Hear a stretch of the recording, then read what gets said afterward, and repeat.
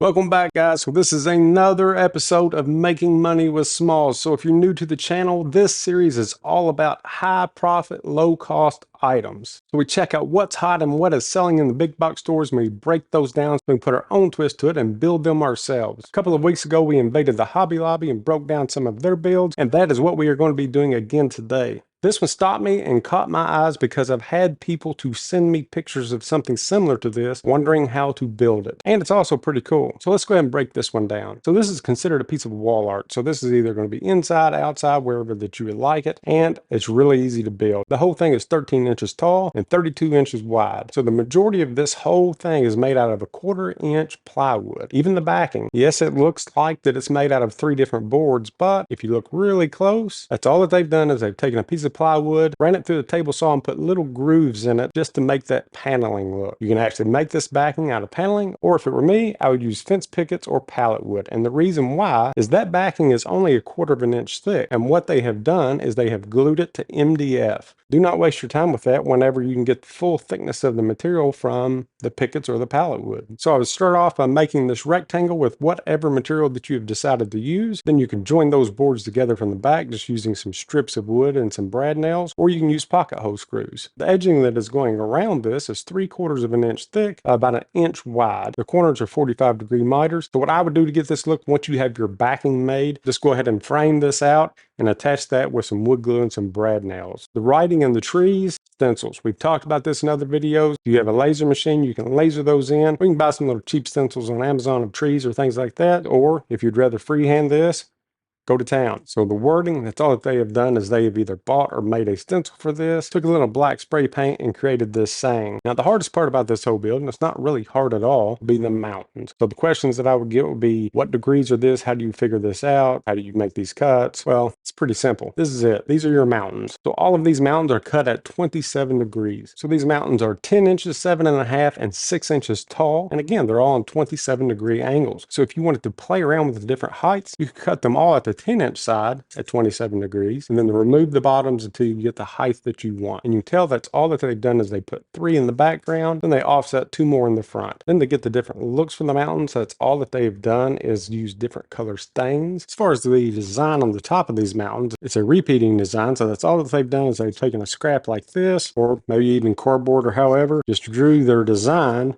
cut that out, and then they can just lay this on top of their stained mountain and paint that up white to repeat that quickly. So there's a ton of different cool looks that you can get with this. Maybe like a whitewashed white background, and you can change up some of these different colors. They're wanting $50 a piece for these. You could probably build one for around $5, and if they're decorated up nicely, I don't think that you'll have any issues getting $20 to $30 a piece out of them. And this next one actually stopped me in my tracks because it was really cool and it looked very easy to build. I really don't remember the price on this one. I think it was like $150, but I'm going to tell you how to make it a lot cheaper. So what this is supposed to be is like a display from like an old farm store. You know, they would set different types of fruits, they would set different types of items just on the different levels, and each level has a different length. It has a chalkboard at the top, and they would write welcome or the daily special or whatever. But another cool thing about this is each one of these different trays are designed to flip up, and if you look at this little corner bracket here, you can unscrew that and take the front off and lay everything flat. The legs themselves are 3/4 of an inch thick by 1 1/4 inches. Back legs are 62 inches long, and the front legs from tip to tip, because there's an angle on there, are 58 inches long. So I would start out by building the back frame of this thing. So that's going to be the legs and then the chalkboard. So that's all they've done is framed in a little area for the chalkboard. It's 15.5, so that's the width, by 7 inches tall. And for the backing of this, they've taken some chalkboard paint and then just painted a piece of plywood or MDF and then just attached it from the back. Everything with this is crudely built. So to attach the chalkboard to the side legs, that's all they've done is use some wood glue and then put some brad nails into the side. So to add these front legs, that's a super sharp angle there. So our miter saws do not cut that angle. The front leg spacing at the bottom of this is 15 inches from the back leg. So we already have our back made, and we're going to say that this is our front leg. I bring this out to 15 inches since we know that's what our spacing is. I bring this in until it meets right around that chalkboard and let these overlap. Once you get to that point, I would just mark this angle, and it's going to be a really steep angle. Again, with the typical settings on the miter saw, it will not cut this angle. This would be a super easy cut with a handsaw or even a circular saw. So now you have your 2 front legs cut. to attach this to your back leg, if you want to use the same style that they did, all they have done is taken a scrap piece of 1/4-inch plywood, put some wood glue and a ton of brad nails on the back part of this, and then where it overlaps the front leg, that's all that they've done is drilled a hole and put a bolt through there. It's actually designed like this so that they could ship it for cheaper, but it's a pretty cool design with the flip up boxes. So the boxes. I went ahead and put one of these together, and I'll go ahead and tell you how I did it. I used fence picket material for mine, and for the bottom I used a piece of 1/4-inch plywood. You do not have to use the 1/4-inch plywood. You can use fence picket material, pallet wood material, whatever that you would like. This is 1.5 inches thick. Whatever the thickness of your material that you're using really doesn't matter. These are all going to be just butt joints, glue, brad nails. Same thing with what they did, except their bottom is super thin. It's like 1/16 of an inch piece of plywood. I'm not sure where they even got it. I've never seen 1/16 of an inch plywood. It's almost like a veneer. So you're just going to start off by making your frames. You get the different frames made, and you would just glue and brad nail your bottoms on. So the sizes for these boxes, we know that there's 15.5 inches across between legs. So I made my boxes at 15 inches. It's going to leave us a 1/4 of an inch play on each side. They're all going to be the same width. So they're all going to be 15 inches wide, but the depths will change. So there's 6 different levels to this thing. And starting with the top box, it's only 5 inches wide. Each level that you go down, they've added 2 inches to the depth. So the second box is going to be 7 inches wide. Third box, 9 inches wide. All the way down to your bottom box, which will end up being 15 inches wide. These things are super easy, super quick to build, and super light. Now let's attach these to our main frame that we already have built. And these things will be spaced 8 inches apart. So I would start at my bottom one. I would go up about 4 inches. And then the back 2 legs, I would drill holes at that point. Measure up 8 inches, drill 2 holes on each side. 8 inches all the way up. Then I would take those same measurements and go up the front, except we're not going to be drilling holes. We're just going to be nailing in a 1x1 piece of wood. And what that is for is, as this folds up and comes back down, it just rests on top of that bar. And to install this, that's all that we're going to do is go into our boxes, go in about 1 inch. We're going to drill the same size hole that we've drilled in our back legs. Throw these in there. Throw a bolt through each side. Do not over tighten this because we want it to be able to move freely. Then we would just put a lock nut on the inside of each one of these. That will allow each one of these to fold up. Essentially the whole thing could come apart and lay flat. So if you do any type of sales at markets or actually in-store sales, this thing will make an awesome display and definitely catch people's attention. So you could actually market these things to different floors, to different businesses. Almost everything that you see here can be made from pallet wood or fence pickets, even the bottoms of these boxes. I would get a little bit creative, maybe keep this distressed look, maybe do some whitewash dry brushing with this as well. That would look cool. But with everything staged up nicely, I think that you could easily get $75 a piece out of these things. So if you're still with me at this point in the video and you like things like this, make sure to subscribe. It's as easy as hitting my little logo down in the corner. Okay, so this next one, I know we talked about ladders before, but I thought I would go over this one really quick because they're wanting $70 for this thing. So this thing is only 6 foot tall and it's 15 inches wide. The material that they have used for this is 1 inch wide, about 1.5 inches to maybe 2 inches thick. And for the runners, that's all that they have done is taken 1x1 square stock and they have shaved down the edges. So every time that you shave down an edge, it creates another edge. So you'll shave that down and eventually it gives it this round look. And to connect it to the side legs, so what they've done is shave down the ends, which really you do not even have to do, but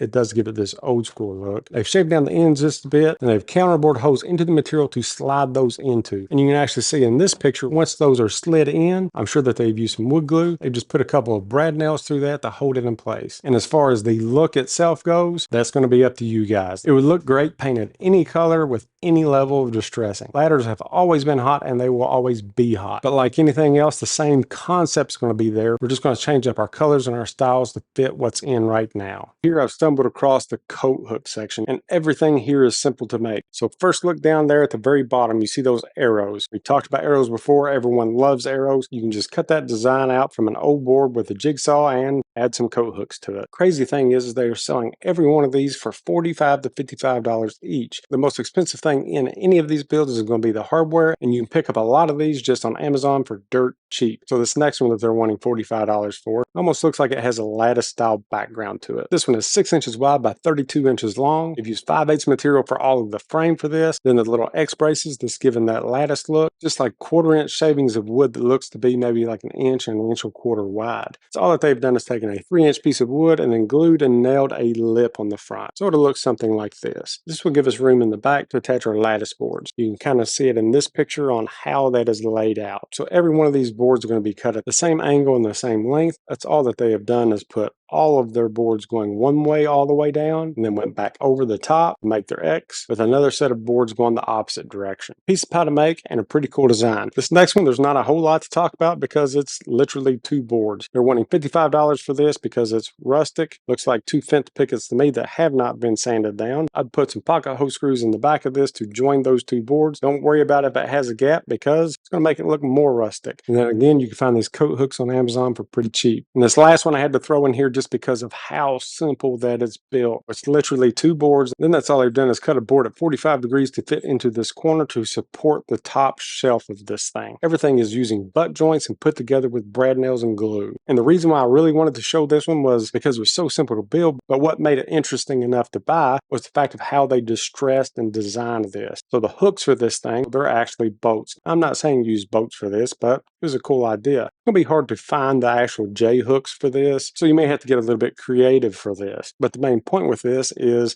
they made it unique with those types of hangers. So let's say if we cannot find those, you can use old doorknobs, old drawer pulls, really anything that gives it a rustic look will set it off, make it different, and people will buy it. And then I got to the section of the store where all of the outdoor decor is at. And there was a lot of nautical themed items. Anything nautical will sell. So these items are actually in an area that they're calling backyard barbecue. They're obviously designed for the outdoor decor, but these would also make great interior decorations. So you can see that these are actually pretty cool. We have the big anchor, we have a seahorse here, we have a turtle. Those super cool items, and then if you flip these things around, look at how these things are put together. Looks like they have 50 pounds of staples and brad nails and tons of scrap wood that's holding each one of these different pieces together. This is what I came up with. I think it's pretty cool, and the best part is I made this out of 1 fence picket. This thing was really easy to build, and you do not need plans for this, but if you are a plans in the hand type of person and you actually want a printable template for this, I'll throw a link in the description to my Etsy shop and you can find it there. So the first thing that I did with this was draw out the design on a piece of MDF. You don't have to use MDF, you can use cardboard, you can use whatever that you would like. I chose MDF because I had a scrap piece laying around and I wanted something a bit rigid because I didn't want to do like this and put 10,000 nails all into the back of this thing. This is the way the back of mine looks. But you can build any of these projects that are made out of slats just by cutting your material down into strips. I chose 2.5-inch strips. Then you determine what angle that you would like for these to go down at. And then you lay it on top of your template, making sure that it covers all the edges. Then you start at the top, you measure across your template where it's going to go, and you'll cut that length and set that into place on top of your template. Then you'll go down to your next board, do the same thing, measure across. You see how this one actually goes through 2 sections of this. You'll make that measurement, you'll make that cut, lay it across your template, and you'll keep doing that all the way down until your template is completely covered. Then once you know that you have all of your different parts cut the length, go ahead and just number them on the back. That way whenever you're doing your painting or your staining, you can easily put them back in order. So at this point we will go ahead and stain and paint our parts. Once all of that has dried, place your boards back to where they were before, and then this time put the template on top and trace the template onto your boards. And the boards are still not attached. Once the template is on the board, you can take your jigsaw on each one of the boards and just cut this design out. Every piece in this was cut by using a jigsaw. Once all of your parts have been cut, it's up to you on how you want to join this. You can either do like they did, attach everything from the back using scrap material and some staples, which there's really nothing wrong with that. That would still hold. I would just make sure to put some wood glue in between. Or if you have any extra MDF or plywood, anything that's around 1/4 of an inch thick laying around. Regardless of how you do it, it's still going to turn out awesome and they will sell. They're wanting $30 a piece for these things. I use 1 $2 fence picket and I really don't think that I'd have any issues getting 20 bucks out of this. Thank you guys so much for watching. Hope you were able to take a little bit from that, and I hope that you are starting to see things from a different perspective. So we're no longer just looking at items that we see that we would like to build. We're actually breaking them apart in our head and figuring out how it's done. Like anything else, you get better with time and practice. But the cool thing about this is the practice is free. So until next time, guys, go out, find an item that you would like to build, figure out how they made it, put your own twist to it. Until next time, see ya.